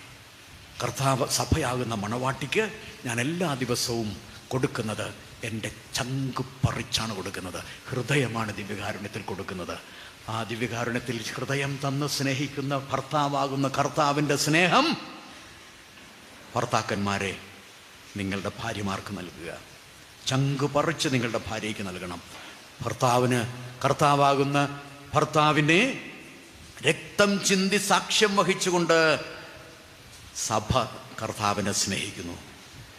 അതുപോലെ സഭ കർത്താവിനെ ശുശ്രൂഷിക്കുന്നത് പോലെ ഭർത്താക്കന്മാരെ നിങ്ങൾ സ്നേഹിക്കണം. ചങ്ക് പറിച്ചു കൊടുത്ത് സ്നേഹിക്കുന്ന സ്നേഹത്തിലേക്ക്, ദിവ്യകാരുണ്യത്തിൻ്റെ സ്നേഹം എന്നും അനുഭവിക്കുന്ന കർത്താവ് നമ്മളെ പഠിപ്പിക്കുന്നു. ഭർത്താക്കന്മാരെ, സഭയെ ഞാൻ സ്നേഹിക്കുന്നത് പോലെ നിങ്ങളുടെ ഭാര്യയെ, നിങ്ങളുടെ പങ്കാളിയെ സ്നേഹിക്കുക. ഹൃദയം വേറെ ആർക്കും കൊടുക്കരുത് എന്നാണ്. ഭർത്താവിൻ്റെ ഹൃദയം ഭാര്യയ്ക്ക് അവകാശപ്പെട്ടതും ഭാര്യയുടെ ഹൃദയം ഭർത്താവിന് അവകാശപ്പെട്ടതും. ഈ 3 വിളികളുടെയും ഗൗരവം മനസ്സിലാക്കി ഇതിനനുസരിച്ച് കർത്താവ് നൽകിയിരിക്കുന്ന കൽപ്പനകളുടെ വെളിച്ചത്തിൽ ജീവിതത്തെ പരിശോധിച്ച് വിശുദ്ധമായൊരു കുമ്പസാരം സ്വീകരിച്ച് മനസ്സാന്തരത്തിലേക്ക് വരിക.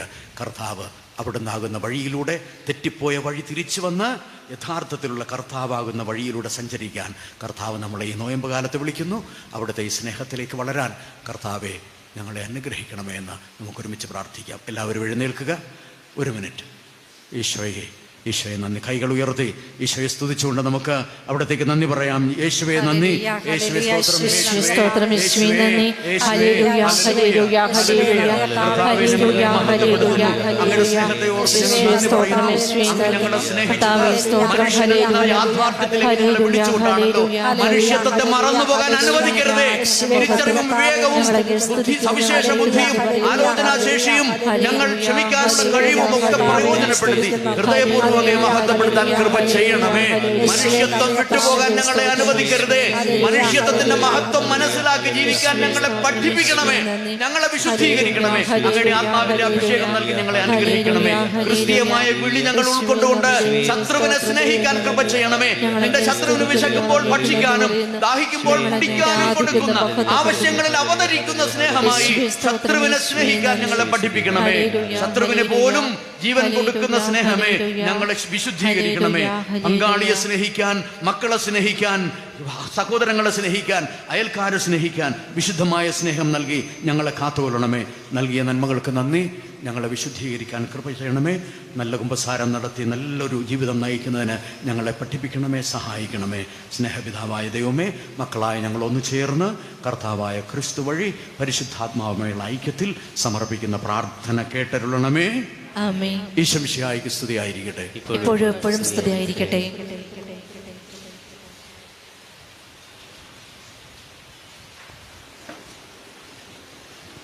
നോമ്പുകാല വിചിന്തനമായിട്ട് രക്ഷകൻ ആരെന്നോ ഹൃദയം തന്നെ